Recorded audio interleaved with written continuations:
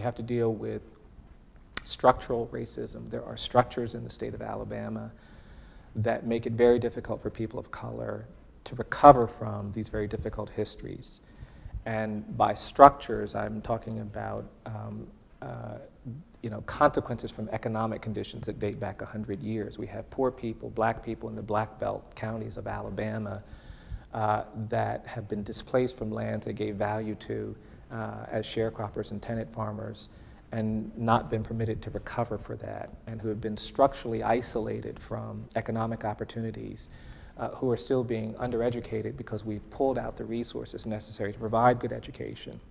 And no matter how hard people work, and no matter how talented and bright and committed people are, they're going to be disadvantaged because they're not going to use a microscope in the 10th or 11th and 12th grade because their schools can't afford microscopes. They're not going to have access to the kind of internet education that other school systems have because their school systems can't afford that. And that structural racism is very much a function of structures that we've created, like the state constitution of 1901, like the lack of equality and equity in education financing. And I don't think we can deal with the consequences of these sorts of policies without dealing with those structures. When the Constitution of Alabama and the education system and the tax system is designed to favor the landowners and white people, how can you say that it's up to the black people to solve their own problems when the deck is stacked structurally, up and down? As a lawyer, I see it up and down. We all live in structures. We don't call it that. We don't call it opportunity structures. We don't call it systems. We say, I live in a neighborhood. In a realtor market, you say, housing is, you only care about three things when you buy a house: location, location, location. What they're saying is that when you buy a house, you buy a neighborhood, you buy a school district, you buy a grocery store, you buy a park, you buy police services, you buy fire services, you buy a structure. And that structure can be arranged so that your life chances and your life itself is in a positive projection. You talk about structural racism. I see it in banks, I see it in the court system, I see it in the financial markets, I see it everywhere. It is structural, it is everywhere. It is in the justice system, in the prison system, in the education system, in the government. I see it everywhere, and it makes me sick, makes me ashamed. City of Mobile is not built in a grid where all people have equal access to transportation facilities. For example, if you live north or south, you can't go from north to south directly. In order to go north and south, you have to go east and west. And why is that? Because all the traffic goes east and west, where most of the whites live in the western part of the town. So all of the roads lead to the west or back to the east rather than going north and south. All of the major thoroughfares in the city of Mobile spread out from downtown in the east to the suburbs in the west. Mobile is a very segregated city. Most of the white residents in Mobile live west of I-65, while most of the black residents live north of downtown, in Tolmanville and Pritchard, or south along the Dauphin Island Parkway.